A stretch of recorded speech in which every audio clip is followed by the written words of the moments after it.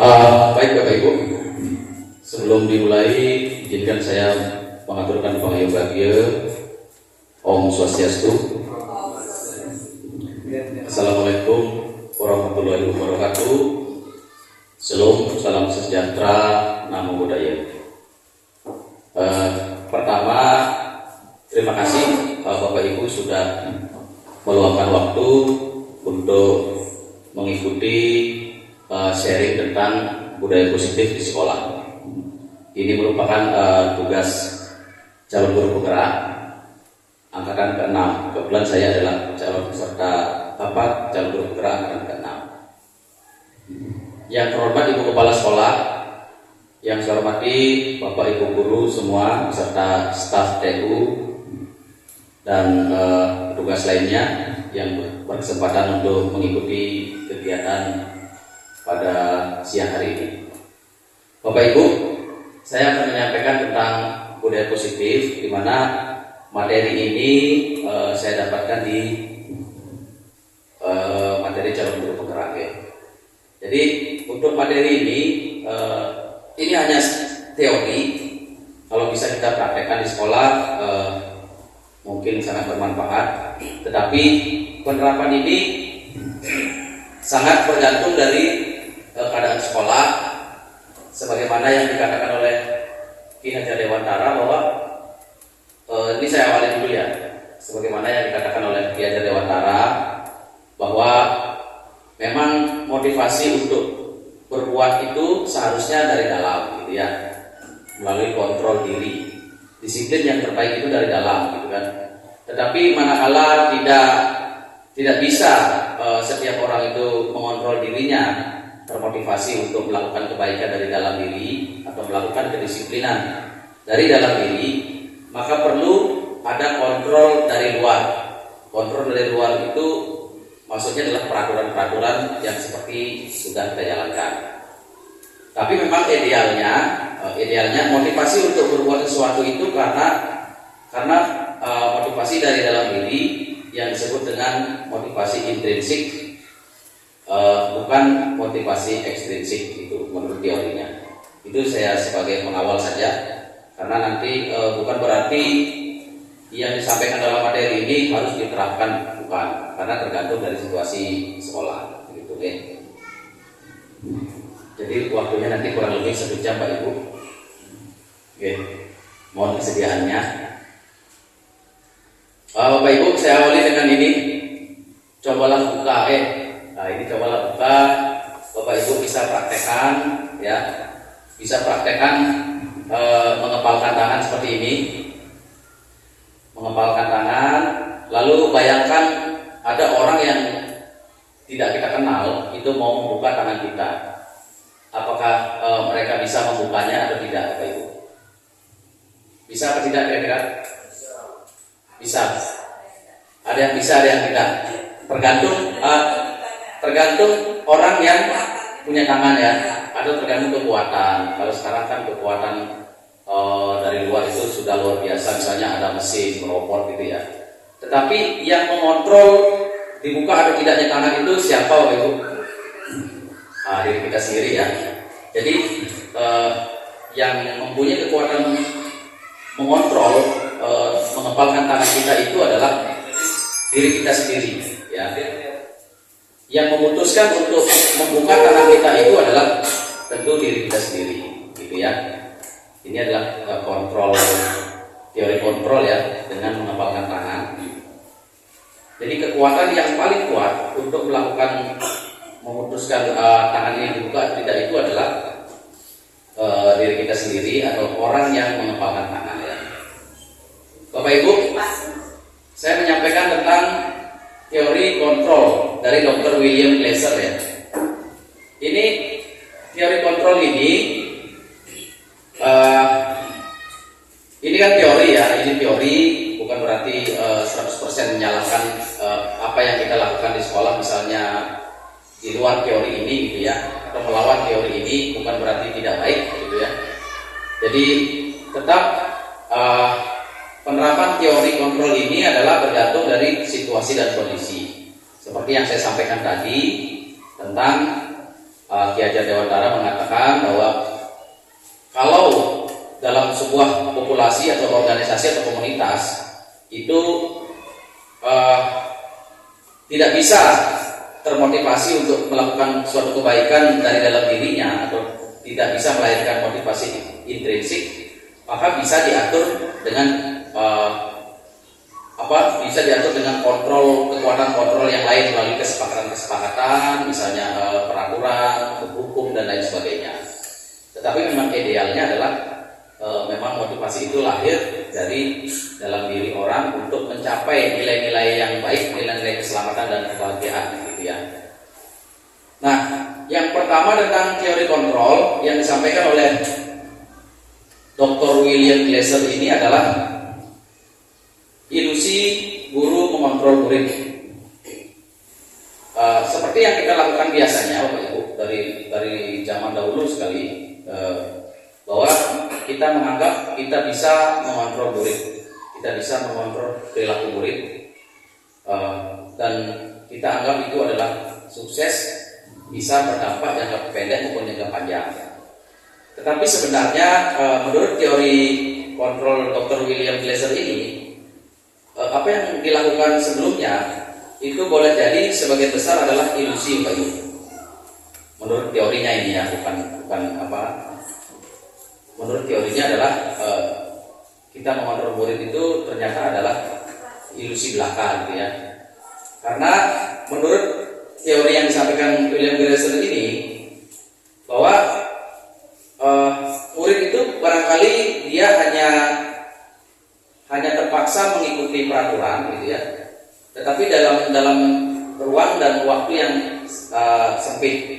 Misalnya di sekolah dia merelakan dirinya untuk dikontrol, tetapi setelah dia keluar dari sekolah ini, di jam sekolah ini, kemudian di tempat di sekolah ini, dia akan tidak lagi peduli dengan kontrol yang kita lakukan di sekolah, gitu.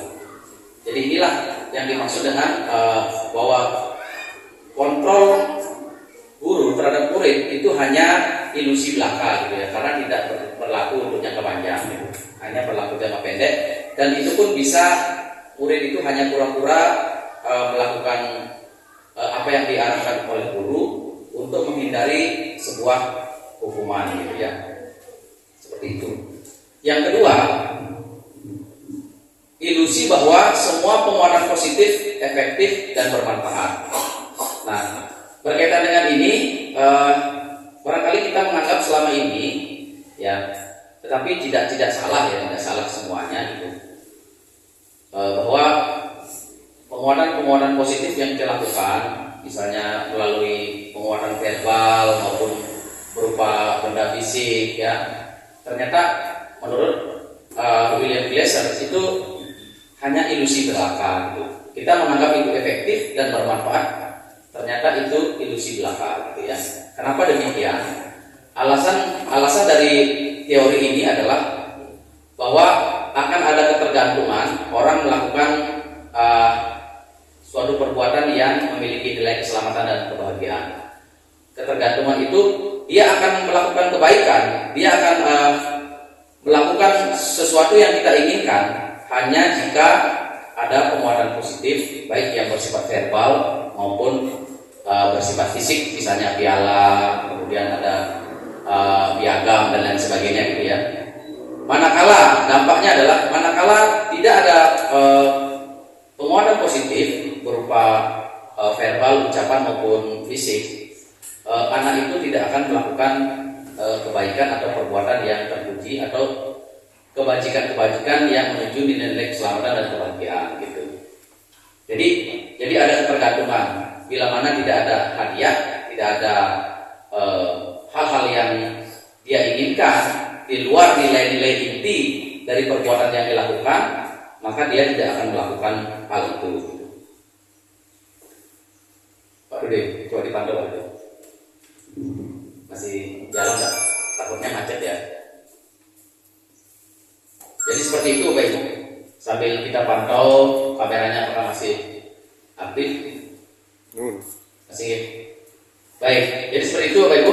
Kemudian ilusi yang ketiga adalah bahwa kritik dan membuat orang merasa bersalah dapat menguatkan karakter. Gitu. Ini sekali lagi teori Pak Ibu ya. Saya pun belum bisa melakukan ini. Ya, saya tetap masih melakukan ilusi ini, gitu ya. Bahwa membuat orang merasa bersalah, ya, kita mengkritik siswa itu bisa menguatkan karakter. Oke, bisa menguatkan karakter. Ternyata menurut teori kontrol Dr. William Glasser ini itu semua adalah ilusi belaka, Bapak Ibu. Ternyata ketika kita misalnya menangani suatu persoalan, ada siswa melakukan kesalahan lalu kita menyelesaikan persoalan itu, lalu di sana posisi kita membuat anak merasa bersalah dan kita anggap itu adalah dapat menguatkan karakter, ternyata itu adalah ilusi belaka, gitu ya. Tetapi ini hanya teori, mungkin ada benarnya. Tapi banyak juga yang siswa yang begitu merasa bersalah, dia merasa jengah, lalu memperbaiki dirinya, kan gitu ya. Banyak juga yang seperti itu. Tapi menurut teori ini, memang kita diarahkan untuk tidak membuat rasa bersalah kepada siswa ketika siswa itu melakukan pelanggaran-pelanggaran atau siswa melakukan perbuatan yang jauh dari nilai-nilai kebajikan, yaitu nilai-nilai kebajikan yang berkaitan dengan keselamatan dan kesehatan, gitu. Atau dia melanggar peraturan-peraturan atau melanggar norma-norma, gitu. Begitu. Jadi membuat rasa bersalah ternyata tidak dapat menguatkan karakter anak menurut teori kontrol Dr. William Glasser ini. Ya. Kemudian selanjutnya adalah ilusi bahwa orang dewasa memiliki hak untuk memaksa. Kita menganggap bahwa selama ini, sekali lagi ini teori ya, kita menganggap bahwa ketika kita menjadi guru, berarti kita adalah orang dewasa, orang yang dituakan, gitu ya. Kita berhak untuk memaksa orang lain atau anak-anak untuk melakukan sesuatu sesuai dengan nilai-nilai yang kita sepakati, gitu ya, atau nilai-nilai yang sudah ditentukan.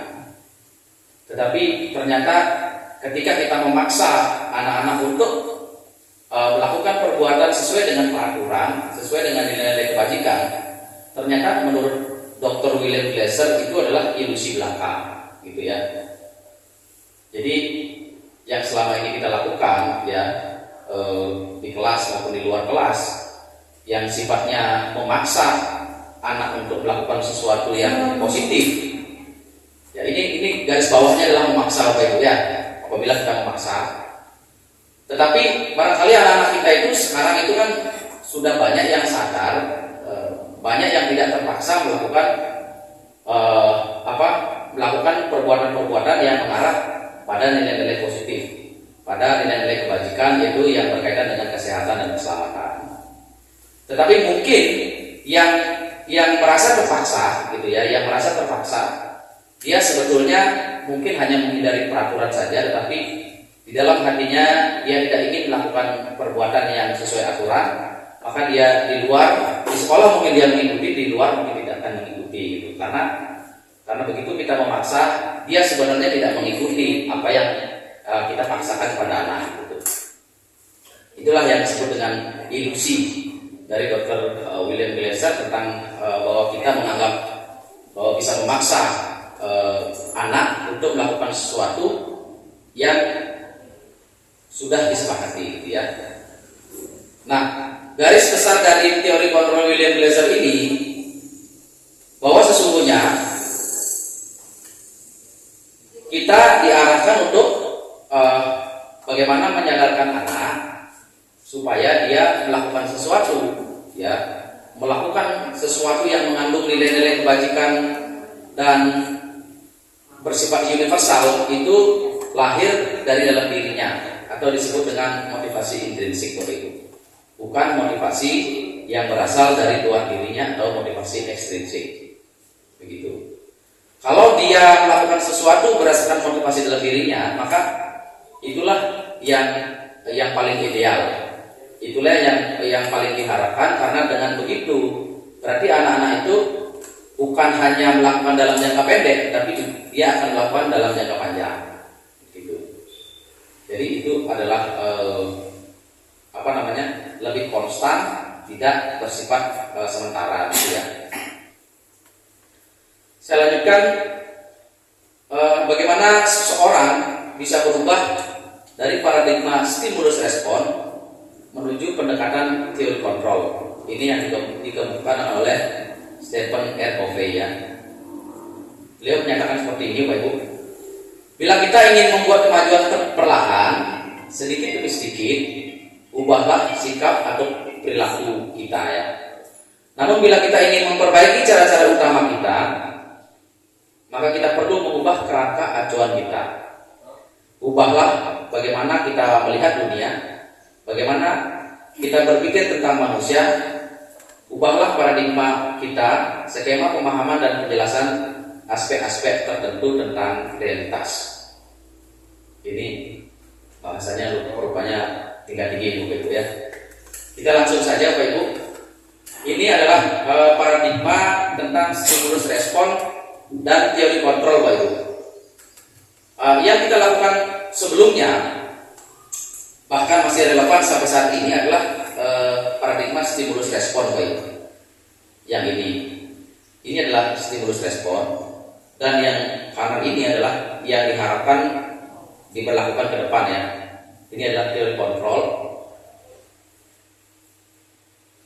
Nah, apa perbedaan dari stimulus respon dan teori kontrol ini? Kalau dia stimulus respon, realitas kebutuhan kita itu sama. Kita menganggap kebutuhan kita itu sebagai manusia itu sama. Padahal menurut teori kontrol, realitas kebutuhan kita itu berbeda-beda. Ya, setiap orang kebutuhannya pasti berbeda-beda. Jadi yang sekarang yang paling dianggap paling diharapkan kita bisa laksanakan itulah teori kontrol ini, gitu ya. Kemudian semua orang melihat hal yang sama menurut stimulus respon, ya. Tetapi sebenarnya setiap orang memiliki gambaran berbeda. Baik gambaran masa depannya, ya, cita-citanya itu pasti berbeda. Kita mencoba mengubah orang agar berpandangan sama dengan kita. Menurut teori kontrol, kita berusaha memahami pandangan orang lain tentang kita. Jadi kita tidak lagi mengharapkan orang supaya sama dengan kita, tetapi bagaimana kita bisa memahami orang lain yang pada realitasnya adalah berbeda-beda. Berbeda-beda keinginan, berbeda-beda potensi, berbeda latar belakang budaya, sosial, dan lain sebagainya. Ya, itu yang diharapkan kita pahami supaya ada istilahnya menerima perbedaan. Kemudian perilaku buruk dilihat sebagai suatu kesalahan. Jadi kalau menurut teori stimulus respon, perilaku buruk dilihat sebagai suatu kesalahan. Tetapi menurut teori kontrol, semua perilaku memiliki tujuan. Ya. Jadi apapun yang dilakukan orang itu pasti memiliki tujuan. Pasti ada tujuannya. Ini kita diarahkan untuk ini. Kenapa dia melakukan seperti itu? Gitu ya. Pasti setiap orang melakukan sesuatu itu memiliki tujuan, walaupun mungkin itu melanggar nilai-nilai kebajikan. Orang lain bisa mengontrol saya. Nah, ini menurut teori stimulus respon, orang lain kita menganggap bisa mengontrol diri saya. Tetapi menurut teori kontrol, hanya Anda yang bisa mengontrol diri Anda, gitu ya. Jadi hanya diri kita lah yang bisa mengontrol diri kita, memutuskan yang bagaimana, gitu ya. Itu hanya diri kita sendiri sebetulnya. Walaupun mungkin dalam skala yang lebih luas, sepertinya ada kontrol kekuatan lain yang memutuskan sesuatu dan berlaku pada diri kita. Sebenarnya tidak, Bapak Ibu, ya.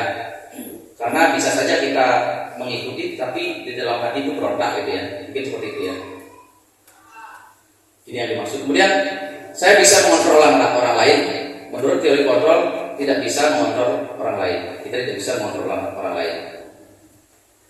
Kemudian pemaksaan ada pada saat bujukan gagal.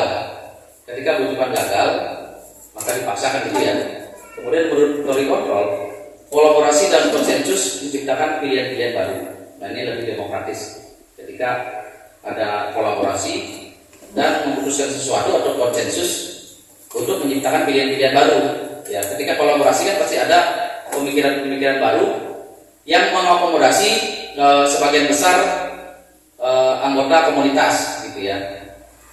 Jadi setiap orang itu akan diakomodasi pemikirannya apa yang dia mau gitu ya. Mungkin itu maksudnya. Dan itu dikonsensuskan atau disepakati. Kemudian model berpikir menang atau kalah. Dalam stimulus respon model berpikirnya menang atau kalah gitu ya. Tetapi dalam teori kontrol model berpikirnya adalah menang-menang gitu ya. Jadi setiap orang itu akan menang karena apa yang dia mau itu diakomodasi gitu, dipenuhi kebutuhannya gitu ya. Itu menurut paradigma stimulus respon yang diharapkan berubah ke teori kontrol. Nah, Bapak Ibu, kita beranjak ke makna kata disiplin. Ini juga saya dapatkan di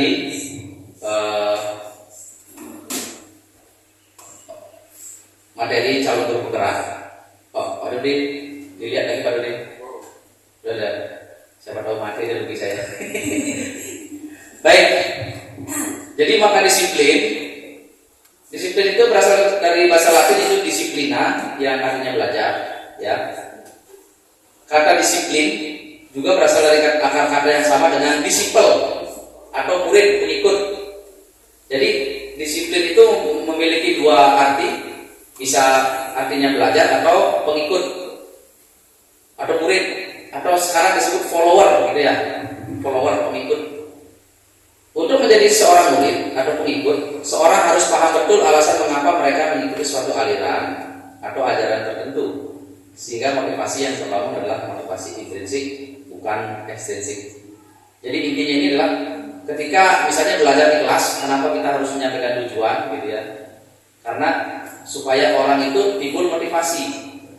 Oh, tujuan belajar kita seperti oh ya, ternyata tujuan belajarnya ini mulia, bermanfaat bagi saya gitu ya. Maka dia termotivasi, terbangun motivasinya untuk mengikuti pelajarannya dengan baik. Gitu. Mungkin seperti itu maksudnya. Jadi dalam seorang murid menjadi pengikut, dia akan menjadi pengikut yang baik dengan motivasi yang lahir dari dalam dirinya apabila dia mengetahui alasan mengapa dia harus mengikuti atau mempelajari sesuatu. Gitu ya. Seperti itu barangkali maksudnya. Disiplin diri juga mempelajari bagaimana cara kita mengontrol diri dan bagaimana menguasai diri untuk memilih tindakan yang maju pada nilai-nilai yang dihargai. Nah ini disiplin diri inilah yang paling utama sebenarnya Bapak Ibu.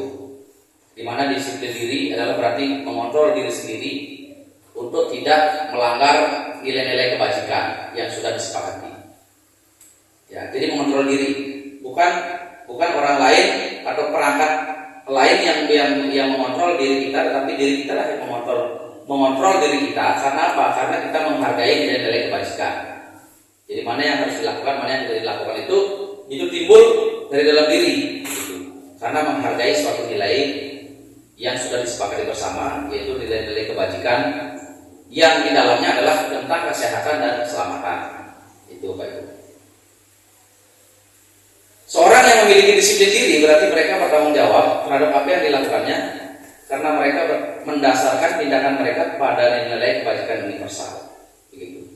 Jadi orang yang memiliki disiplin diri, dia selalu bertanggung jawab atas keputusannya karena keputusannya itu pasti diarahkan pada nilai kebajikan. Gitu. Nilai-nilai kebajikan universal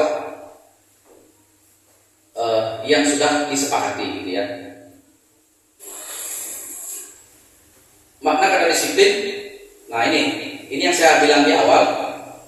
Bapak pendidikan kita Ki Hajar Dewantara menyatakan bahwa di mana ada kemerdekaan, disitulah harus ada disiplin yang kuat. Sesungguhnya disiplin itu bersifat self-disiplin, disiplin diri ya, yaitu kita sendiri yang mewajibkan diri kita sekeras-kerasnya untuk disiplin. Tetapi itu sama saja, sebab jikalau kita tidak cakap melakukan self-disiplin, wajiblah penguasa lain mendisiplinkan diri kita. Dan peraturan demikian itulah harus ada di dalam suasana yang merdeka. Nah ini yang saya maksud di awal ya, bahwa jika seseorang itu sudah bisa mengontrol dirinya sendiri untuk berusaha keras melakukan disiplin diri, tidak melanggar peraturan, tidak melanggar nilai kebajikan, itulah yang seharusnya. Tetapi manakala tidak bisa mengontrol dirinya sendiri, seperti anak-anak kita, gitu ya, banyak sekali yang bermasalah, maka harus dibuatkan peraturan yang mengontrol siswa itu sendiri, gitu. Yang dimaksud oleh Ki Hajar Dewantara itu adalah penguasa lain, gitu. Penguasa lain yang harus mendisiplinkan anak-anak kita. Jadi mungkin kita sebagai guru inilah yang akan mendisiplinkan mereka, manakala mereka tidak memiliki disiplin diri yang kuat. Tidak ada usaha untuk menciptakan motivasi mendisiplinkan diri. Oke, jadi yang sudah kita lakukan sudah benar, karena sudah situasional menurut Ki Hajar Dewantara. Tetapi diarahkan adalah kita menyadarkan anak-anak kita untuk berdisiplin, gitu. Supaya gimana caranya supaya mereka disiplin diri, gitu. Mereka bisa tumbuh sendiri untuk bagaimana dia disiplin tidak melanggar nilai-nilai kebajikan, gitu. Tidak melanggar melanggar nilai-nilai kebajikan, tapi dia justru melakukan kebajikan universal, begitu. Jadi dapat disimpulkan bahwa disiplin terkait dengan kontrol diri yang motivasinya lahir dari dalam diri seseorang. Ya. Dan disiplin diri itu untuk suatu tujuan yang mulia yang mengandung nilai-nilai kebajikan atau virtus. Itu bahasa apa ini? Bahasa Latin itu apa? Virtus ya. Keren ini. Nilai-nilai kebajikan itu virtus yang universal. Ya, jadi kebajikan itu tidak bersifat lokal, regional, tapi universal, umum, berlaku untuk semua umat manusia. Nah, seperti itu Bapak Ibu. Kemudian ini nilai-nilai kebajikan yang dimaksud. Ya, yang manakah nilai-nilai kebajikan yang dimaksud? Ada 6 institusi atau organisasi yang menetapkan standar nilai-nilai kebajikan yang sudah biasa kita kenal. Ini adalah nilai-nilai kebajikan yang baru diluncurkan pemerintah, adalah profil pelajar Pancasila yang ada 6 dimensi itu ya. Kemudian ada IBO Primary Years Program PYP. Nanti secara detail nilai-nilai apa saja akan saya tampilkan nanti. Kemudian ada 9 pilar karakter Indonesian Heritage Foundation atau IHF. Yang keempat ada petunjuk seumur hidup dan keterampilan hidup, lifelong learning. Kemudian yang kelima ada The 7 Essential Virtues Building Moral Intelligence. Yang keenam adalah The Virtues Project nilai-nilai kebajikan. Nah, yang pertama, ini kok dihapus ya. Kalau profil Pancasila kan sudah semua tahu ya Pak Ibu ya. Ini kebetulan dihapus ini. Sekarang kita beranjak ke IBO Primary Years Program atau PYP. Sikap murid yang diharapkan itu adalah dia memiliki toleransi, rasa hormat, integritas. Integritas ini kan kesatuan antara pikiran, perkataan dan perbuatan Bapak Ibu. Atau dalam ininya artinya kejujuran ini. Mandiri, menghargai, antusias, empati, keingintahuan, kreativitas, kerjasama, percaya diri, komitmen. Ini sikap murid yang diharapkan oleh IBO Primary Years Program. Kemudian yang ketiga ada 9 pilar karakter Indonesian Heritage Foundation. Ini ada cinta Tuhan dan segenap ciptaannya. Ini ya, cinta Tuhan dan segenap ciptaannya. Berarti semua orang harus mencintai Tuhan dan segenap ciptaannya, termasuk sesama manusia, dan itu bahagia. Tidak hanya mencintai golongan tertentu atau umat tertentu, tapi segala ciptaannya, berarti termasuk batu, termasuk tumbuhan ya, dan itu ya. Mencintai batu. Ya, karena ini segenap ciptaannya berarti kan semua yang ada, yang terlihat, Mungkin juga yang tidak terlihat ini maksudnya. Kemandirian dan tanggung jawab, kejujuran atau amanah, ini integritas yang tadi ini ya, kejujurannya. Diplomatis, hormat dan santun, dermawan, suka menolong dan gotong royong, percaya diri, kreatif dan bekerja keras, kepemimpinan dan keadilan, baik dan rendah hati, toleransi, kedamaian dan kesatuan. Luar biasa ya. Yang mana saya sudah ini belum. Jadi nomor 4, petunjuk sumber hidup dan keterampilan hidup, lifelong learning. Ini ada keterampilan hidup, dapat dipercaya ya, urus hati, mendengar yang aktif, menjadi pendengar ya, tidak merendahkan orang lain, memberikan yang terbaik dari diri. Petunjuk hidup berupa peduli, penalaran, bekerja sama, keberanian, keingintahuan, usaha, keluasan atau fleksibilitas, berorganisasi. Jadi ini berorganisasi ini sangat diharapkan ya, karena kita sebagai makhluk sosial. Kesabaran, keteguhan hati, kehormatan, memiliki rasa humor. Ternyata humor itu penting ya. Berinisiatif, integritas, pemecahan masalah, sumber pengetahuan, tanggung jawab, persahabatan. Ini yang disepakati oleh institusi penunjuk sumber hidup dan keterampilan hidup pada lifelong learning. Baik, selanjutnya ini dari The 7 Essential Virtues ada sedikit ini ya, empati, suara hati, kontrol diri, rasa hormat, kebaikan, toleransi, keadilan. Jadi hampir setiap sini ada toleransi ya. Nah ini banyak nih, The Virtues Project ini banyak menyepakati nilai-nilai ya. Pertama ada peduli, terus perangan ya, kebersihan, komitmen, belas kasih, percaya diri. Ini 15 kali lagi. Bertujuan, tenggang rasa.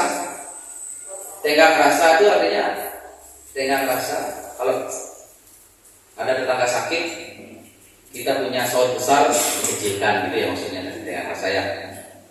Gotong royong, rajin, keberanian, kesantunan, kreatif, semangat, kedermawanan, kejujuran, dermawan, harga diri, rendah hati, integritas, ini integritas lagi ya, kejujuran, kebahagiaan, keadilan, baik hati, kesetiaan, berprinsip, bersahaja, keteraturan. Ini perlu keteraturan, ini saya kayaknya masih belum. Kedamaian, keteguhan hati, rasa hormat, tanggung jawab, pengabdian, bijaksana, bersyukur, toleransi. Oh ini ada toleransi lagi ya. Percaya, lurus hati, ketegasan, pengertian. Ini ada pengertian, kedermawanan ya. Dua jadinya ya. Ya ini saya hanya sniffing tool aja Bu Mani. Ya jadi itu adalah nilai-nilai yang disepakati oleh 6 institusi yang disebutkan dalam materi calon guru penggerak ya. Kalau profil Pancasila kan sudah ya, ada di sana ada mandiri dan lain sebagainya. Selanjutnya saya berangkat ke 3 motivasi perilaku manusia menurut Diane Gossen dalam bukunya Restructuring School Discipline, menyatakan ada 3 motivasi perilaku manusia. Jadi setiap manusia itu melakukan sesuatu ada 3 motivasinya Pak Ibu. Ada 3 pilihan motivasi. Yang pertama adalah menghindari ketidaknyamanan atau hukuman. Jadi dia menghindari hukuman. Sebenarnya dia tidak nyaman karena tindakannya hanya untuk menghindari hukuman. Karena jika mendapat hukuman tentu kan tambah tidak nyaman lagi gitu. Untuk mendapatkan imbalan atau penghargaan dari orang lain. Jadi orang melakukan sesuatu itu bisa karena ingin mendapatkan imbalan atau penghargaan. Kemudian yang ketiga adalah untuk menjadi orang yang mereka inginkan dan menghargai diri sendiri dengan nilai-nilai yang mereka percaya. Nah, inilah yang diharapkan Bapak yang ketiga. Yang ketiga ini, bagaimana orang melakukan sesuatu karena itu yang mereka inginkan. Jadi itu berkaitan dengan kebutuhannya. Tetapi itu menghargai dirinya sendiri, bukan asal-asalan gitu. Mereka menginginkan sesuatu, yang sesuatu itu merupakan penghargaan untuk dirinya sendiri dan juga menghargai nilai-nilai yang mereka percaya. Karena nilai-nilai yang dipercaya itu pasti nilai-nilai kebajikan. Ya. Kalau sudah dia melakukan itu, menghargai diri sendiri dan menghargai nilai-nilai yang dipercaya, pasti tidak akan menciptakan atau melanggar nilai-nilai kesehatan dan keselamatan. Begitu. Ini yang diharapkan Bapak Ibu ya. Jadi bagaimana orang termotivasi melakukan sesuatu karena menghargai diri dan menghargai nilai-nilai kebajikan. Nah Bapak Ibu, ini ada kasus bisa dibaca nih Bapak Ibu. Ini ada kasus. Nah, IPA kurang menguasai pelajaran matematika, sehingga pada saat pelajaran tersebut berlangsung, dia lebih banyak berdiam diri atau menggambar di buku pelajarannya. Pada saat guru matematikanya Pak Seno menanyakan pertanyaan IPA menjadi buku, dan tak sengaja menjatuhkan tasnya dari kursi, serta tiba-tiba menjadi gagap pada saat berupaya menjawab. Seluruh kelas pun tertawa melihat perilaku IPA yang bicara tergagap dan terkejut tersebut. Pak Seno pada saat itu membiarkan teman-teman IPA mentertawakan IPA yang tergagap dan malu luar biasa, dan malahan minta IPA untuk maju ke depan dan berdiri di depan kelas sambil menunjuk hidungnya karena tidak bisa menjawab pertanyaan Pak Seno. Kelas semakin gaduh dan anak-anak pun tertawa melihat IPA di depan kelas memegang ujung hidungnya.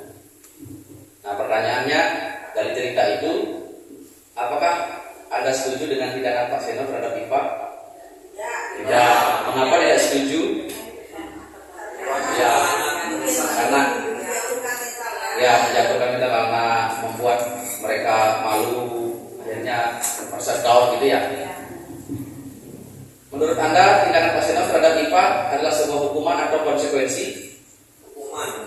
Hukuman ya. Sebuah hukuman. Mengapa demikian? Mengapa itu adalah hukuman? Itu ya luar biasa Ibu ya. Jadi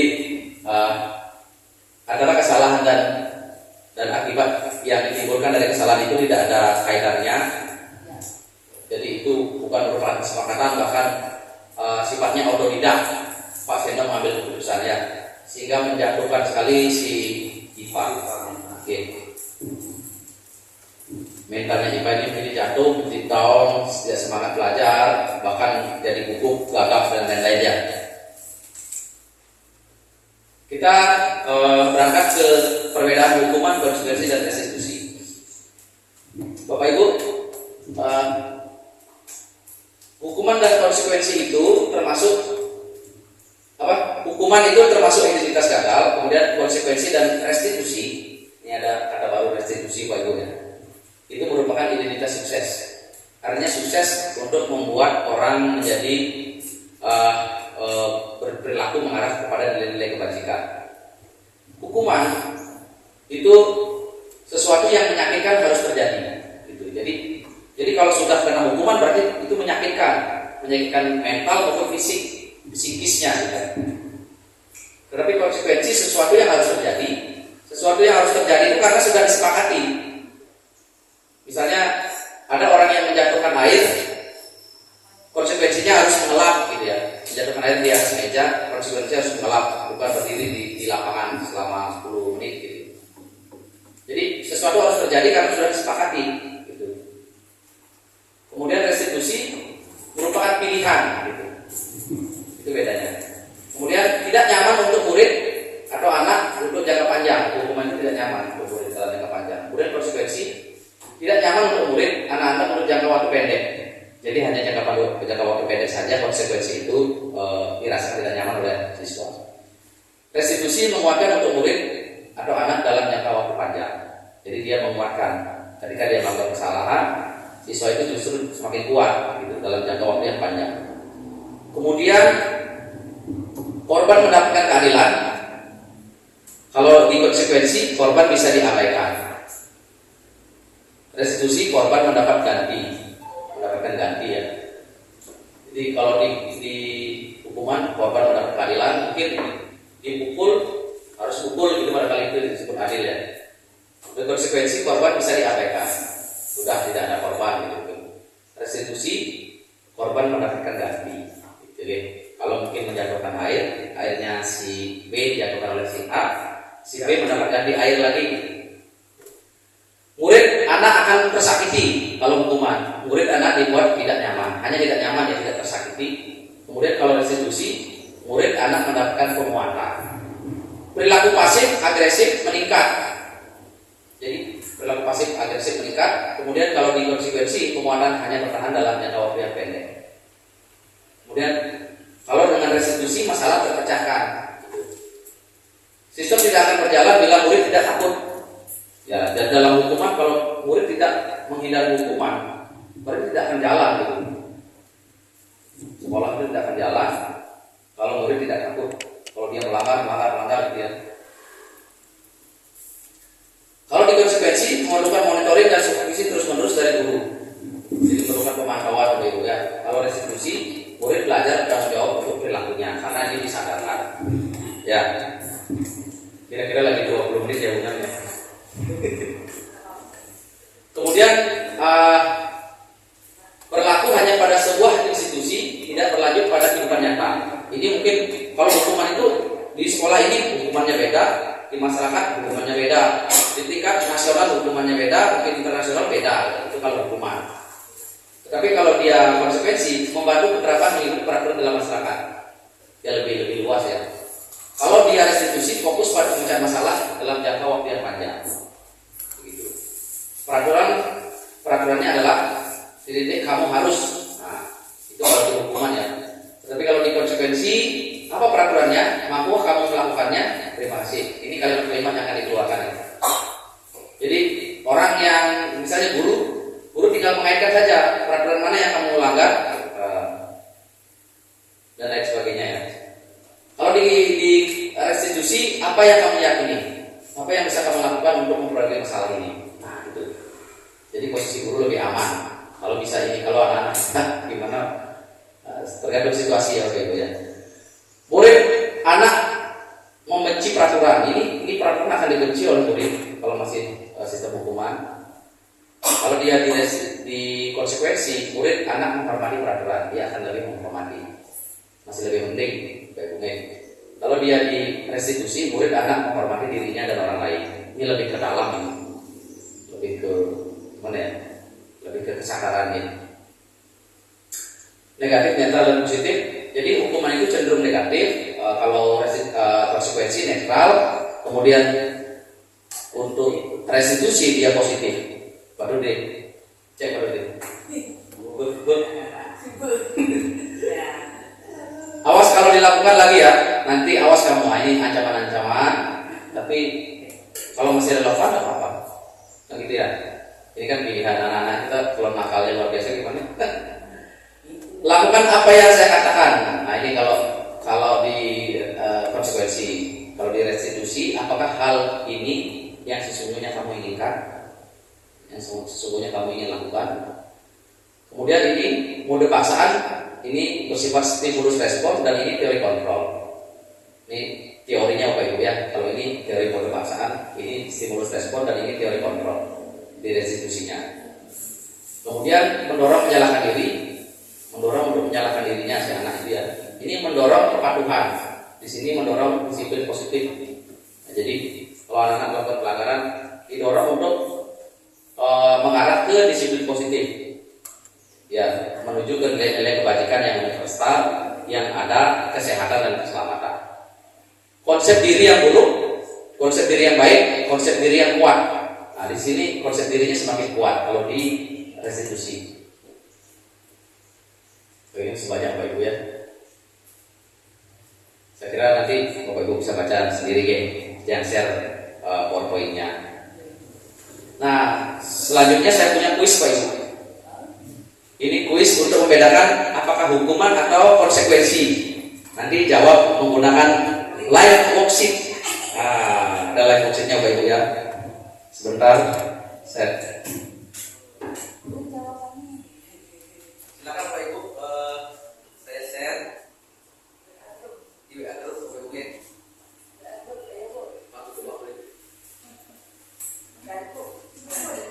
Ya, sebentar guys. Saya sudah buatkan kuis di live worksheet untuk membedakan hukuman atau konsekuensi.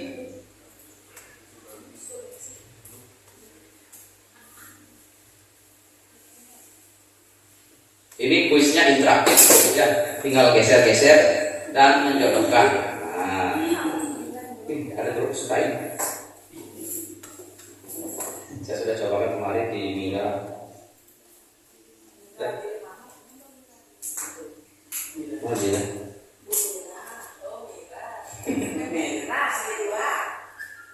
Grup SD. Mana ya? Oh ini. Share. Ya, silakan dibuka Bapak Ibu.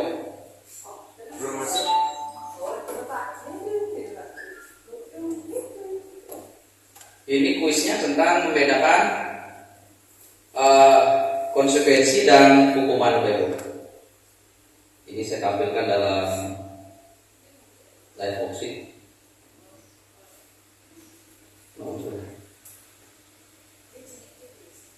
Nah, di sana Bapak Ibu. Ya, silakan itu ditarik. Kalau 1 sampai dengan 8 itu ditarik Bapak Ibu ya, ke jawaban yang tepat. Hukuman itu ditarik ke kiri atau konsekuensi ke kotak yang tepat.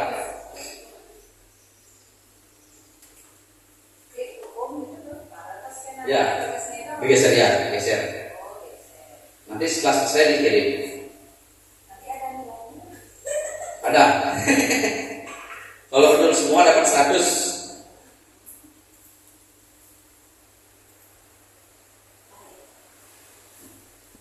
Bisa Baji? Ini Baji, contohnya kayak gini Baji. Nomor 1 ini mencatat 100 kali di dalam buku kalimat saya tidak akan terlambat lagi karena terlambat ke sekolah. Ini konsekuensi atau hukuman? Hukuman atau konsekuensi? Konsekuensi, kalau konsekuensi taruh di sini, ambil konsekuensinya, taruh di sini. Iya. Ini lari keliling lapangan basket 2 kali karena terlambat hadir saat pelajaran IPA. Hukuman atau konsekuensi? Hukuman set. Gitu ya.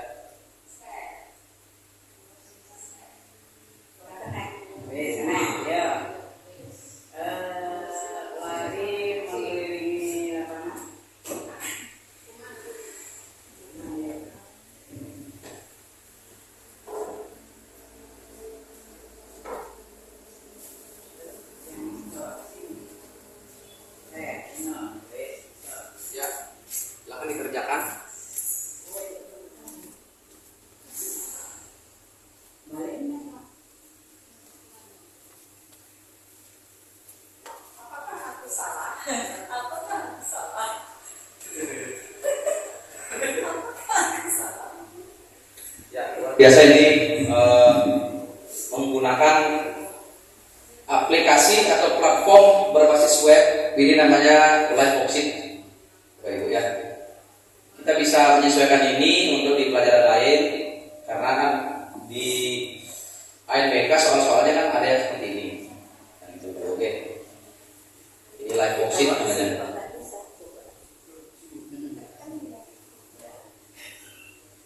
Kalau sudah selesai nanti klik finish. Kuncinya adalah kalau dia hukuman antara kesalahan yang dibuat dengan akibatnya tidak ada hukumannya. Tetapi kalau dia konsekuensi antara kesalahan yang dibuat dan hukuman yang didapatkan itu masih ada ini, masih ada kaitannya, ada hukumannya gitu ya. Setimpal lah gitu. Sampai nomor 12 Pak. Yang nomor 9 itu tarik garis Pak, Bapak Ibu nih. Ini tarik garis kayak gini. Ya contohkan ya. Yang nomor 1 ini membersihkan WC karena menumpahkan air di meja tulis. Hukuman apa konsekuensi? Kalau dia hukuman tarik set. Iya. Ulang klik di kanan.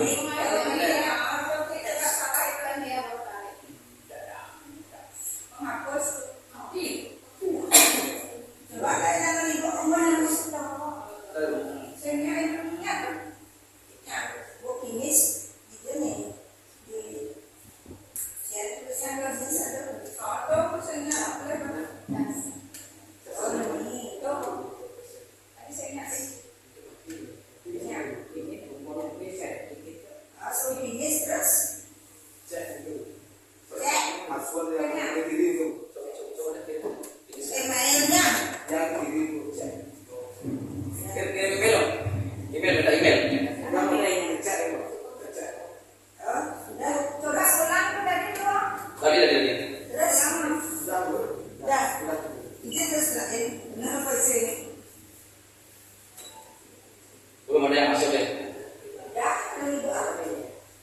Finish tuh. Finish sebenarnya ada di sini tidak tahu nama. Setelah finish tuh mengisi lagi tuh. Finish sebenarnya mesti ada isi nama itu.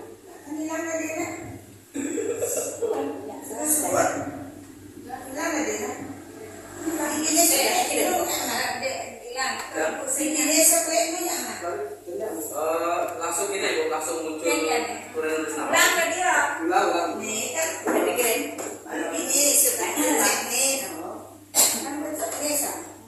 Ada sini ada ya.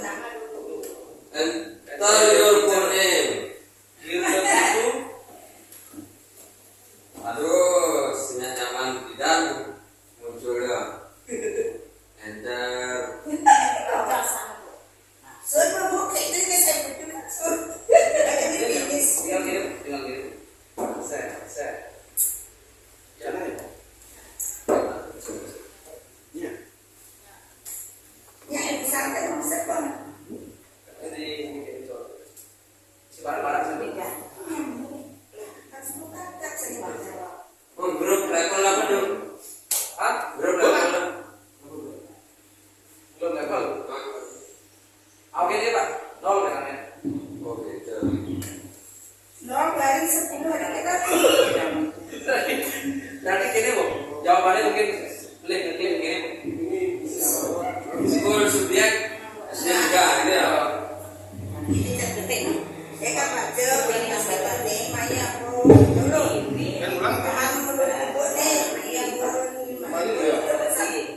Pindah ya bu. Berarti 0 10 nya berarti ada yang pindah besar.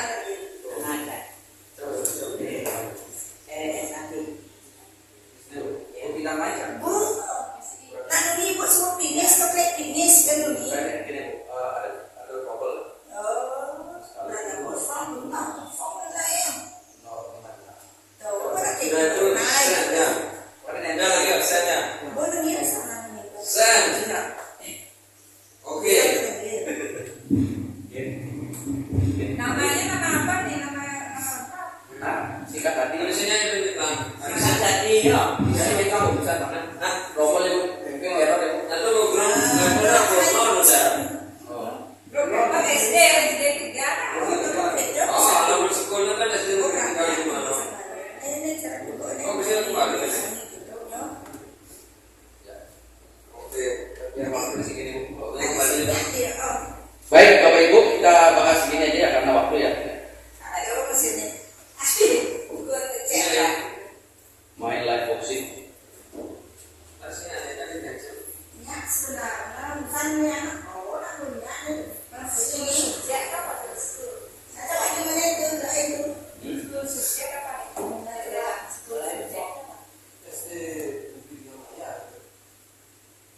Baik, Bapak Ibu. Yang nomor 1 ini hukuman konsekuensi. Selama di sekolah, saya tidak akan konsekuensi. Ya.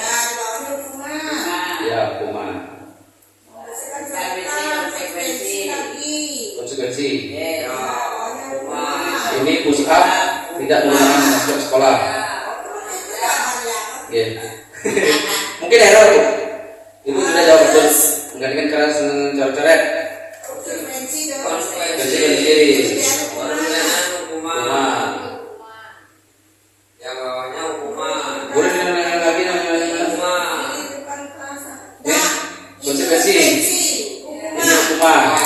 Iya. Konsekuensi karena menabrak air meja. Hukuman. Hukuman. Konsekuensi. Duduk di bangku di pinggir. Konsekuensi.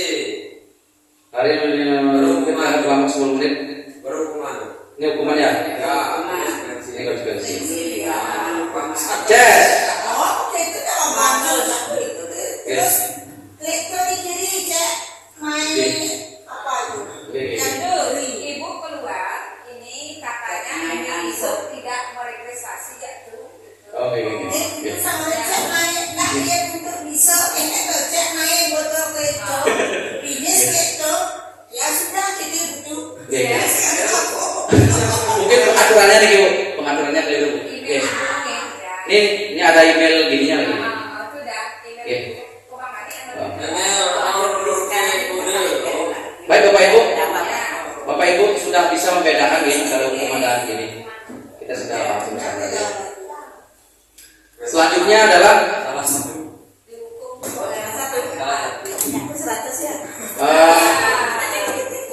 sudah semua sebagian besar sudah Salah satu. 100 nilainya. 90. Kemudian saya lanjut ke dihukum oleh penghargaan. Menurut Alfikon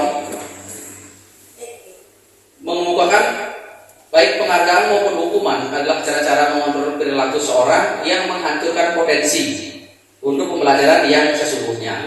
Ini kalau pembelajaran yang sesungguhnya Pak Ibu ya. Menurut Kon secara ideal tindakan belajar itu sendiri adalah penghargaan sesungguhnya. Jadi penghargaan dan hukuman itu sebetulnya menurut Alfikon inilah menghancurkan potensi yang sesungguhnya dimiliki oleh anak. Jadi hukuman dan penghargaan, bahkan ada yang mengatakan penghargaan itu adalah sesungguhnya adalah hukuman. Jadi seperti itu. Yang seharusnya itu adalah dia dengan belajar sebaik-baiknya saja sudah merupakan bentuk penghargaan terhadap dirinya. Begitu. Ini menurut teori Bapak sekali lagi. Silakan snacknya dinikmati dulu. Selanjutnya pengaruh jangka pendek dan jangka panjang, hukuman dan penghargaan ya. Penghargaan efektif jika kita menginginkan seorang melakukan sesuatu yang kita inginkan dalam jangka waktu yang pendek. Jadi dia efektif juga penghargaan, tapi dalam jangka waktu yang pendek. Jika kita menggunakan penghargaan lagi dan lagi, maka orang tersebut akan bergantung pada penghargaan yang diberikan serta kehilangan motivasi dalam diri. Gitu. Jadi orang melakukan sesuatu karena penghargaan, bukan karena dia harus melakukan itu karena nilai-nilai yang diyakini gitu. Jadi bukan seperti itu jadinya, maka dia akan bergantung pada penghargaan. Jika kita mendapatkan penghargaan untuk melakukan sesuatu yang baik, maka selain kita senantiasa berharap mendapatkan penghargaan tersebut, lagi kita pun menjadi tidak menyadari tindakan yang baik yang kita lakukan. Jadi kalau orang melakukan sesuatu berdasarkan penghargaan, dia bahkan tidak akan menyadari perbuatan yang baik yang sudah dilakukan. Yang bagus adalah bagaimana dia menyadari perilaku yang baik tersebut, karena itu harus dilakukan mewujudkan nilai-nilai kebajikan universal. Penghargaan tidak efektif. Suatu penghargaan adalah suatu benda atau peristiwa yang diinginkan, yang dibuat dengan persyaratan. Hanya jika Anda melakukan hal ini, maka Anda akan mendapatkan penghargaan yang diinginkan. Jadi ada transaksional di sana. Jika saya mengharapkan suatu penghargaan dan tidak mendapatkannya, maka saya akan kecewa dan berkecil hati. Serta kemungkinan lain kali saya tidak akan berusaha sekeras sebelumnya. Jadi itu membuat rasa kecewa ya, jika tidak mendapatkan penghargaan. Jika kita memberikan seorang suatu penghargaan untuk melakukan sesuatu, maka kita harus terus-menerus memberikan penghargaan itu jika kita ingin orang tersebut meneruskan perilaku yang kita inginkan. Jadi kalau kita menginginkan orang buat perilaku tertentu dengan memberikan penghargaan, maka penghargaan itu diharapkan secara terus-menerus supaya nilai-nilai yang kita harapkan dilakukan itu terus dilakukan oleh orang yang ingin apa yang kita kontrol. Orang yang berusaha berhenti merokok atau orang yang berusaha diet menguruskan badan, bila diberikan penghargaan hampir pasti tidak berhasil. Ini apa ya maksudnya? Orang yang berusaha berhenti merokok atau orang yang berusaha diet menguruskan badan, bila diberikan penghargaan hampir pasti tidak akan berhasil. Ya. Kalau berhasil ya, berarti kan saya ada kayaknya ya. Oh, ada pengaruh. Sih, adanya dia. Gitu, Pak. Jadi ya. Ini bangke 1 miliar sun merokok. Begitu maksudnya. Habis 1 miliarnya suruh merokok, singnya gitu loh. Tidak akan mau dia. Gitu. Jadi penghargaan itu tidak berlaku untuk orang yang disuruh diet dan disuruh berhenti merokok. Gitu. Kecuali dia ingin seperti Pak Putu menahan merokok dari niat dalam diri. Nah, bapak saya juga begitu prinsipnya. Lebih baik saya tidak ketemu nasi 1 hari daripada tidak ketemu merokok. Untuk yang merokok dan yang diet. Khusus ada yang belajar sih. Dia belajar kan, kemudian aja pada belajar. Sih maksudnya ada belajar di kelas. Siswa. Mungkin penghargaan itu masih berlaku. Penghargaan merusak hubungan. Ketika seorang diberi penghargaan atau dipuji di depan orang banyak, maka orang lain akan merasa iri. Nah ini berdampak pada orang lain. Dan sebagian dari mereka akan tidak menyukai orang yang diberikan penghargaan tersebut. Ini menurut hasil penelitian dari ya. Jadi orang yang diri satu itu mungkin dia tidak akan disukai sama teman-teman yang lain.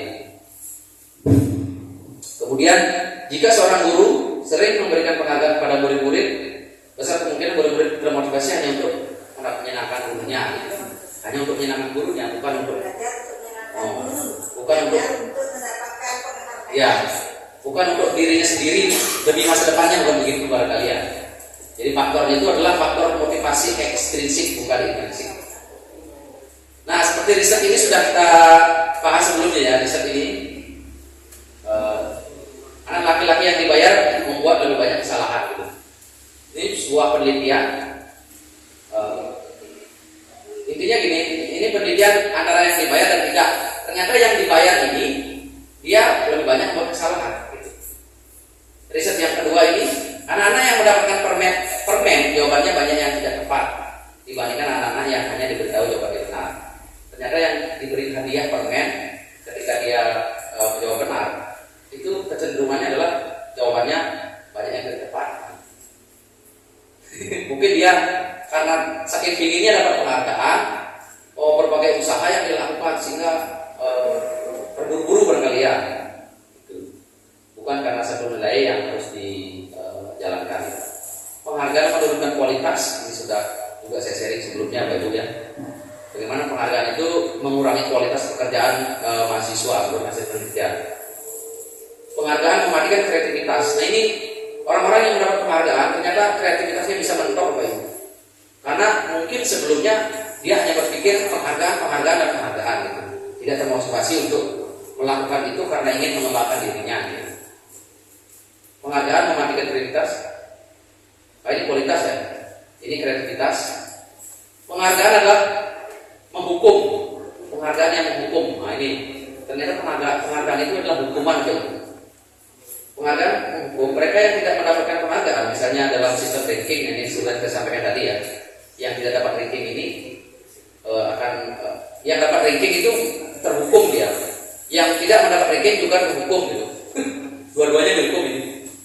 Yang dapat ranking dihukum karena gimana dia mempertahankan itu dengan berbagai usaha gitu ya. Kecemasan dan lain sebagainya. Motivasi dalam diri. Nah ini Bapak Ibu, inilah yang diharapkan ya. Bagaimana orang melakukan sesuatu itu karena ada motivasi dalam diri atau intrinsik, motivasi intrinsik. Teori motivasi, hukuman dan penghargaan. Nah ini sekarang kita bahas Bapak Ibu. Jadi restitusi. Kalau teori hukuman tadi sudah ya. Sekarang ke restitusi. Apa itu restitusi? Restitusi adalah proses menciptakan kondisi bagi murid untuk memperbaiki kesalahan mereka, sehingga mereka bisa kembali pada kelompok mereka dan karakter yang lebih kuat. Jadi intinya kalau dia melakukan kesalahan, dia sendiri yang memperbaiki, mencari solusinya, bukan kita yang mengadili, menghakimi. Jadi dia yang sendiri kalau dia merasa besar, dia mengaku salah dan bagaimana solusinya untuk tidak melakukan itu lagi, kesalahan itu lagi, dia juga yang menentukan. Guru hanya sebagai fasilitator untuk menggunakan pertanyaan panduan ya, penutur, pertanyaan penutur. Nah, mengapa keyakinan kelas? Mengapa tidak peraturan kelas? Sebelumnya sudah saya sharingkan juga ya Pak Ibu ya. Kapan menciptakan program kebajikan? Nah ini sebelumnya kan Bapak Ibu sudah saya sharingkan juga bagaimana tahapan kita menciptakan program kebajikan di sekolah, pembentukan keyakinan sekolah, kelas, beberapa kelas sudah ya. Jadi tahapan-tahapan ini sudah ya. Nah, terkait dengan 5 kebutuhan dasar manusia Bapak Ibu ya. Jadi setiap manusia pasti menginginkan ini bertahan hidup ya, kemudian kasih sayang, kebebasan, kesenangan dan kepuasan. Ya, bertahan hidup tentu makan dan sanang pangan papan lah. Oke. Setiap orang pasti ini. Kalau salah satu dari 5 kebutuhan ini tidak terpenuhi, inilah yang akan membuat orang itu melanggar nilai-nilai kebajikan. Jadi kalau ada siswa kita yang mungkin dia sering melakukan pelanggaran di sekolah gitu, atau memukul teman dan lain sebagainya, mungkin dari 5 hal inilah sebagian besar tidak terpenuhi Pak Ibu. Gitu. Maka tugas kita lah mencari tahu yang mana yang belum terpenuhi. Gitu. Apakah kasih sayangnya? Banyak di antara anak-anak kan yang justru yang orang tuanya cerai, kan gitu ya, yang sering buat masalah. Karena mungkin tidak ada tidak diajarkan kasih sayang, sehingga dia tidak memiliki rasa kasih sayang gitu. Ya, mungkin kebebasan, kesenangan, mungkin ada kesenangannya, hobinya yang tidak terpenuhi gitu, sehingga dia mencari kegiatan-kegiatan lain dan justru mengganggu gitu. Oke. Penguasaan ini terkait dengan keterampilan yang dia miliki. Misalnya dia potensinya apa, dia punya kesempatan untuk menguasai itu, manakala dia tidak punya kesempatan untuk mengembangkan potensi dirinya, disitulah dia mungkin akan melakukan pelanggaran-pelanggaran. Terutama ini kenapa di tengah-tengah Pak Ibu? Inilah yang sering menciptakan pelanggaran bertahan hidup. Karena orang terjepit ekonomi, dia akan mencuri, dia akan merampok, gitu deh. Bahkan tega membunuh, memutilasi itu karena bertahan hidup. Dunia berkualitas Bapak Ibu. Sudah juga saya sampaikan sebelumnya bahwa setiap orang itu memiliki gambaran dunia berkualitas yang berbeda sesuai dengan potensinya. Saya punya dunia berkualitas yang berbeda. Mungkin ketika saya nyanyi, saya rasanya gimana berkualitas dunianya gitu. Bapak Ibu mungkin dan lain. Itu kan sudah kodrat ya, sudah kodrat yang disebut dengan yang disebutkan oleh Kiai Dewantara bahwa kodrat alam dan kodrat zaman gitu. Kodrat alam ya potensi kita di dunia ini sudah dibekali oleh Tuhan. Kodrat alam itu berarti kodrat yang sudah ditentukan oleh Tuhan gitu. Ini kelebihannya apa, kekurangannya apa. Orang lain kelebihannya apa, kekurangannya apa, itu sudah kodrat. Saya lahir di Sumber Lampok itu kodrat gitu ya. Bapak Ibu lahir di mana itu kodrat. Tidak bisa dipungkiri itu memang sudah kodrat itu, ketentuan Tuhan. 5 posisi kontrol Pak Ibu. Nah ini 5 posisi kontrol ini sudah sering juga saya share ya. Jadi ada penghukum, pembuat rasa bersalah, teman, pemantau, manajer. Yang diharapkan adalah sebagai manajer. Tetapi kembali lagi ke pasal Ki Hajar Dewantara. Manakala tidak bisa anak-anak kita itu mengontrol dirinya, maka bisa kita ke posisi penghukum, ada pembuat rasa bersalah, ada teman, ada pemantau. Jadi karena perlu kekuasaan yang lebih luas mengikat orang, apalagi dalam banyak populasi, dalam kolektif ya. Di sekolah tuh ratusan siswa, 156 sekarang di sekolah kita. Kalau itu manajernya tidak jalan dan tidak dianggap oleh siswa, ya kembali ke penghukum atau pembuat rasa bersalah.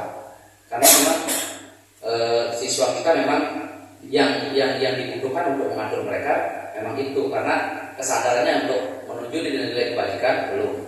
Tetapi diharapkan adalah kita mengarahkan anak untuk menuju kesadaran berbuat kebajikan, sehingga kalau melakukan kesalahan kita bisa menyelesaikannya berada di posisi manajer dengan segitiga restitusi. Posisi kontrol, restitusi. Nah ini Bapak Ibu ya. Jadi identitas berhasil, perilaku kontrol positif dan kontrol diri. yang motivasi intrinsik ini, yang kontrol diri itu Pak Ibu, karena dia melakukan sesuatu karena ada motivasi dari dalam dirinya. Yang identitas gagal itu penghukum dan pembuat orang merasa bersalah. Yang identitas berhasil itu teman, pemantau, manajer. Tapi teman, pemantau, manajer ini, teman pemantau ini Pak Ibu, ini juga memiliki kelemahan ya. Kalau kita menganggap anak-anak kita sebagai teman, ada juga kelemahannya. Sebagai pemantau juga ada kelemahannya. Nanti ini Bapak Ibu bisa baca sendiri ya. Ini ada banyak sekali yang membedakan posisi kontrol antara penghukum, teman, pemantau, manajer, dan pembuat rasa bersalah. Nah ini segitiga restitusinya Pak Ibu. Manakala kita ingin menyelesaikan suatu persoalan, kalau kita berada di posisi manajer, kita bisa menggunakan segitiga restitusi ini. Langkah yang pertama adalah menstabilkan identitas Pak Ibu. Seperti video yang sudah saya share.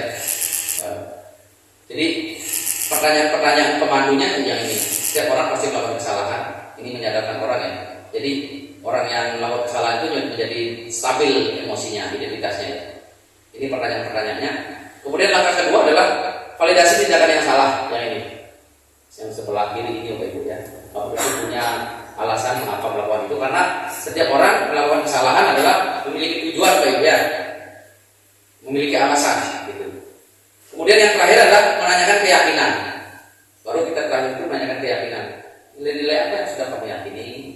Kebajikan apa yang sudah kamu yakini? Misalnya disiplin, ketertiban, kasih sayang gitu. Lalu dia melanggar itu. Sekarang bagaimana caranya kamu supaya tidak melakukan itu lagi, supaya menghormati nilai-nilai yang diyakini gitu. Nah, Bapak Ibu, demikianlah yang saya sampaikan tentang budaya positif di sekolah ya. Banyak hal yang sudah saya sampaikan ya tentang budaya positif ini pada 42 slide ya. Nanti saya akan share karena keterbatasan waktu ya. Sudah 1 jam lebih. Terima kasih Pak Ibu. Mudah-mudahan apa yang ada dalam materi ini bisa kita wujudkan bersama ya. Karena kita berada pada masa transisi. Kita juga menurut Ki Hajar Dewantara Pak Ibu bahwa sisa-sisa budaya pendidikan yang kita wariskan ini, yang kita laksanakan ini adalah merupakan tradisi zaman kolonial katanya. Oke. Di mana sampai sekarang sudah 76 tahun merdeka. 76 ya. Itu 77 ya. Itu tradisi zaman kolonial itu masih berlangsung. Karena banyak anak-anak kita yang bercita-cita ingin jadi PNS. Karena awal sekolah didirikan di zaman kolonial itu adalah untuk membentuk pegawai perusahaan-perusahaan Belanda, gitu, Hindia Belanda waktu itu. Jadi sampai sekarang orang-orang bercita-cita jadi pegawai, tidak seperti orang luar ya, yang bagaimana dia kreatif, tidak hanya menjadi pegawai tapi menjadi bos gitu ya, jadi pengusaha dan lain-lain. Karena dia berhasil membuat anak-anaknya itu berkembang sesuai potensinya. Gitu, ya. Itu barangkali penutup dari saya. Terima kasih atas kesediaan Bapak Ibu. Sekali lagi semoga apa yang ada dalam materi ini kita bisa wujudkan bersama, meskipun mungkin sedikit demi sedikit. Terima kasih sekali lagi. Mohon maaf bila mana ada hal-hal yang kurang berkenan. Yang sini bantu Prama Santi. Om Santi, Santi, Santi. Om.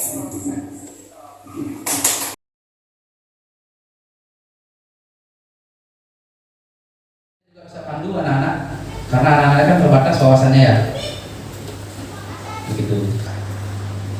Hendaknya tidak terlalu banyak, begitu. Keyakinan kelas sebaiknya suatu, karena mereka yang akan menjalankan ya. Bersedia meninjau kembali keyakinan kelas dari waktu ke waktu. Jadi itu perlu seperti misi barangkali ya. Jadi dari waktu ke waktu harus ditinjau apakah masih relevan atau tidak. Prosedurnya seperti ini Bapak Ibu. Nah, kita berangkat ke 5 kebutuhan dasar manusia, Pak Ibu. Kami belajar ini di diklat calon guru penggerak. Kenapa? Permasalahan itu muncul. Ternyata faktornya itu karena ini. Kenapa manusia membuat pelanggaran gitu, atau kesalahan-kesalahan? Karena ada dari 5 kebutuhan dasar manusia ini yang tidak terpenuhi. Menghukum, gitu, mengancam, membuat orang marah dan sebagainya. Membuat rasa bersalah. Nah ini, membuat rasa bersalah ini ketika siswa melakukan kesalahan, kita akan bilang, Bapak sangat malu ketika kamu melakukan ini. Ya, ini siswa akan merasa bersalah sekali sehingga dia motivasinya hilang, semangatnya hilang. Gitu katanya. Kemudian posisi kontrol sebagai teman. Nah, sebagai teman ini ada bagus, ada tidaknya, karena ketika sebagai teman ini juga kadang-kadang siswa kelewatan gitu ya, karena menganggap guru sebagai teman. Nanti biasa itu teman kok, gitu. Saya nggak belajar APR teman saya. Contohnya begitu ya. Jadi dia nanti tidak akan melakukan hal-hal yang seharusnya dilakukan. Sebagai pemantau, kemudian sebagai manajer. Nah, inilah yang diharapkan Bapak Ibu sebagai manajer. Bagaimana guru sebagai manajer, sebagai fasilitator, ketika anak itu melakukan kesalahan. Disinilah posisi manajer ini di dalamnya ada segitiga restitusi, Bapak Ibu. Restitusi ini, ya. Nah, ini Bapak Ibu, motivasi eksternal, identitas gagal ini. Perilaku kontrol negatif. Perilaku kontrol negatif ini ada penghukum, ada membuat orang merasa bersalah. Ternyata ini kontrol negatif, Bapak Ibu ya. Guru berbuat biasanya seperti ini, menghardik, menunjuk, menyakiti, menyindir. Nah, ini yang dilakukan. Guru berbuat seperti ini biasanya. Kalau di dasar bersalahnya, berceramah menunjukkan kekecewaan mendalam, seperti yang tadi saya contohkan ya. Kemudian bagaimana guru berkata? Nah,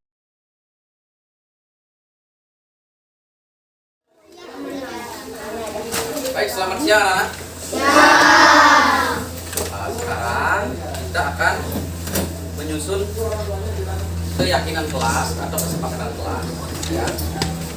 Nah, apa itu keyakinan kelas atau kesepakatan kelas? Keyakinan kelas atau kesepakatan kelas itu adalah nilai-nilai apa yang anak-anak harapkan di kelas ini. Nilai-nilai kebajikan apa yang anak-anak harapkan di kelas ini. Apa itu nilai-nilai kebajikan anak-anak? Misalnya apa contohnya? Contohnya adalah disiplin, ya kan? Ya kan ayah ya? Disiplin apa lagi? Pokoknya yang baik-baik dan diterima oleh semua orang. Itu adalah nilai kebajikan. Apa yang baik kira-kira perlu diterapkan di kelas ini? Itu ya. Tadi disiplin. Menyapu bersama, gotong royong misalnya. Apa lagi? Menjaga ketertiban. Menjaga ketertiban, tertib itu nilai kebajikan dah. Menjaga nama sekolah, Pak. Menjaga ketertiban. Menjaga nama baik sekolah. Berarti kalau menjaga ketertiban itu tidak boleh ribut, tidak boleh mengganggu. Apa lagi? Gak boleh nakal. Nggak boleh nakal. Tidak boleh jahil, tidak boleh jahil. Tidak boleh jahil. Tidak boleh lari-lari. Sana sini. Kamu Tidak boleh bermain di kelas. Nah, nanti anak-anak Tidak boleh silakan mengganggu ditulis ya. teman. Nanti akan kita rubah bersama-sama kalimat yang anak-anak buat ya. Silakan anak-anak buat di dalam kertas ini. Ya. Ya, tulis. Nilai-nilai apa yang anak ingin, misalnya gini. Di kelas harus tertib. Tulis.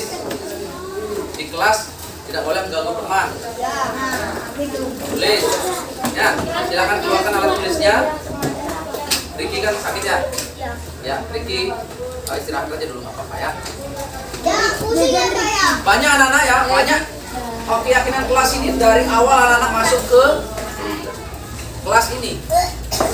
Ya, dari awal masuk kelas gimana? Nilai apa? Kalau masuk kelas harus permisi kepada, nah itu misalnya. Begitu ketemu teman, misalnya gimana? Harus saling menyapa. Silakan itu, saling menyapa. Menjaga kesopanan. Tulis apa yang anak-anak mau tulis ya. Nanti kita rangkum ya. Silakan. Ya, berpakaian rapi. Salurkan keluar.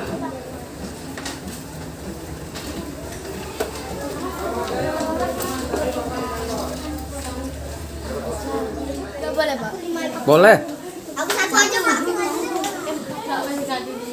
Kalau bisa lebih dari satu. Saya 8. Pak, saya 2 aja, Pak. Aku nggak nulis lagi. Pak, boleh menjaga Kedisiplinan. Boleh. Anak-anak, yang anak-anak buat ini, yang anak-anak masing-masing buat ini adalah dibuat karena anak-anak ingin nilai-nilai itu dilaksanakan. Maka anak-anak bukan hanya sekedar membuat, tetapi harus menghormati dan melaksanakannya di dalam kelas. Supaya apa? Supaya tercipta kenyamanan bersama, ya, nyaman belajar. Kemudian tertib, ya. Belajarnya juga bisa lebih interaktif, bisa berinteraksi dengan teman. Kalau temannya ribut, bisa interaktif enggak? Bisa enggak, anak-anak? Tidak bisa kan? Gitu ya. Maka apa yang anak-anak harapkan di kelas ini harus dijalankan bersama dan harus dihormati, semua harus melaksanakannya, ya. Nanti kalau melanggar, ya, kalau melanggar misalnya keyakinan kelas, anak-anak bisa diberikan konsekuensi. Nanti konsekuensinya juga anak-anak boleh sepakati, ya.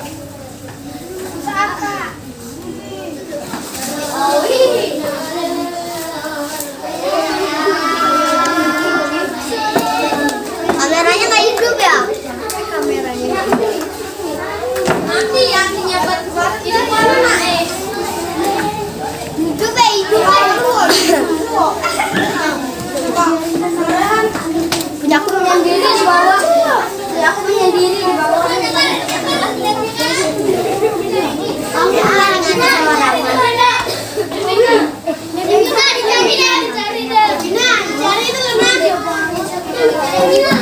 Sudah semua menempelkan keyakinan kelasnya di papan ini?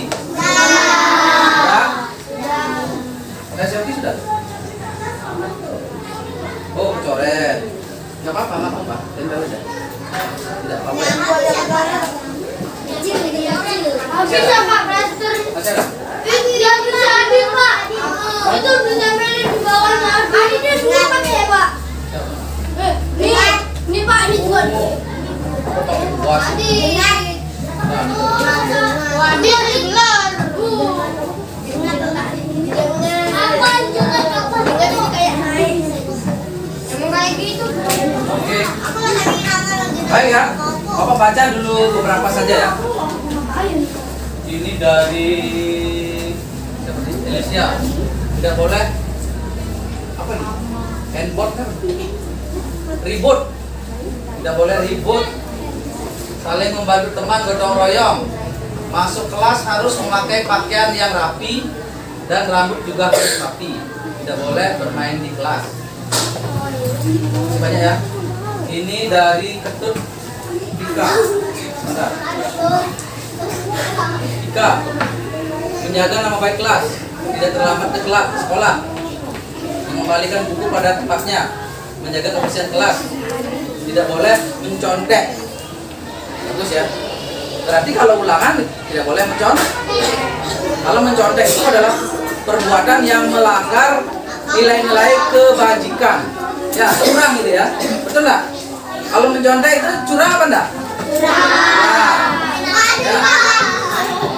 Menjaga nama baik sekolah. Ini dari Kadek seperti Nacita. Menjaga nama baik sekolah, menjaga kebersihan, mengembalikan barang, tidak boleh menyontek saat ulangan. Ini dari Xiaopin yang ya sebagian besar menjaga nama baik sekolah ya, yang dituliskan anak. Tidak boleh rame di kelas. Kalau diskusi boleh bersuara, tapi kalau tidak ada kaitan dengan diskusi jangan rame ya. Berpakaian yang rapi. Sudah rapi pakaiannya? Sudah.